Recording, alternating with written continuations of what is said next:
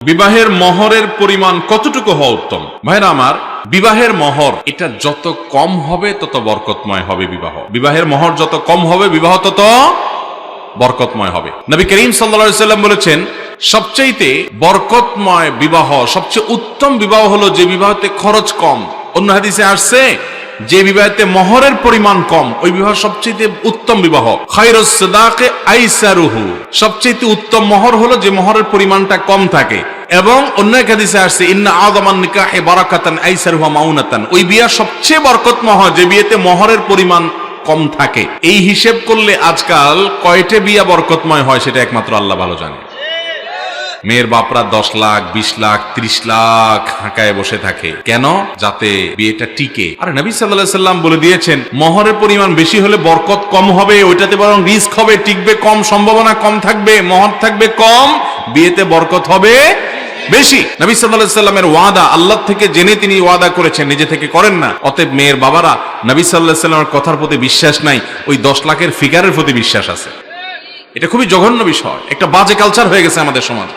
আরে ভাই, যার অনেক সামর্থ্য আছে, আল্লাহ কোটি কোটি টাকা দিয়েছে, সে 10 লাখ 20 লাখ মহর দেখ, ভিন্ন কথা। কিন্তু যেই ছেলেটা বেতন পায় 20,000 টাকা, আপনি জানেন আপনার মেয়েকে যার সাথে বিয়ে দিতে যাচ্ছেন সে বেচারা বেতন পায় 20,000 25,000 30,000, তো আপনি তার কাছ থেকে 10 লাখ টাকা মহর দাবি করেন কোন মুখে? কোন মুখে আপনি এটা দাবি করেন? এটা রীতিমতো জুলুমের পর্যায়ে চলে গেছে। এই জন্য আমি প্রায় বলি, আমাদের বাপ চাচাদের বয়সী যারা মুরব্বীরা যারা আছেন, এই যে ডানে বামে সামনে যেসব মুরব্বীরা আছেন, খবর নিয়ে দেখেন 70-80 ঘরে যাদের বয়স, এসব মুরব্বীদের বিয়ের মহর ছিল 5 টাকা 7 টাকা 10 টাকা 3 টাকা 1 টাকা 2 টাকা। সে যুগের 1 টাকা 2 টাকা 10 টাকা এই যুগের তুলনায় অনেক বেশি ছিল, তাই বলে 10 লাখ টাকার বেশ কম ছিল না।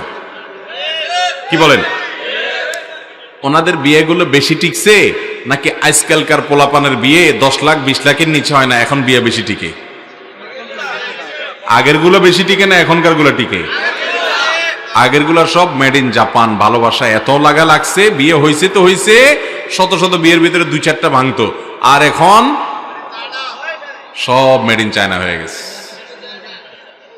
বিয়ে করে ঢোল তবলা পিটায়া হালাল হারাম বাজ বিচার নাই, বিশাল ফুর্তি করে আনন্দ করে বিয়ে করে মাত্র নিয়ে গেছে, কয়দিন পরে দেখা যায় ঠুস করে ভেঙে গেছে। ভাইরা আমার, মহরের পরিমাণ বাড়ছে কিন্তু বিয়ের গুলোর লংজিভিটি, লাস্টিং করা, এটার পরিমাণ বাড়ে নাই, টেকসই শেষ হয়ে গেছে। কারণ সুন্নাহর বাইরে কল্যাণ থাকতে পারে।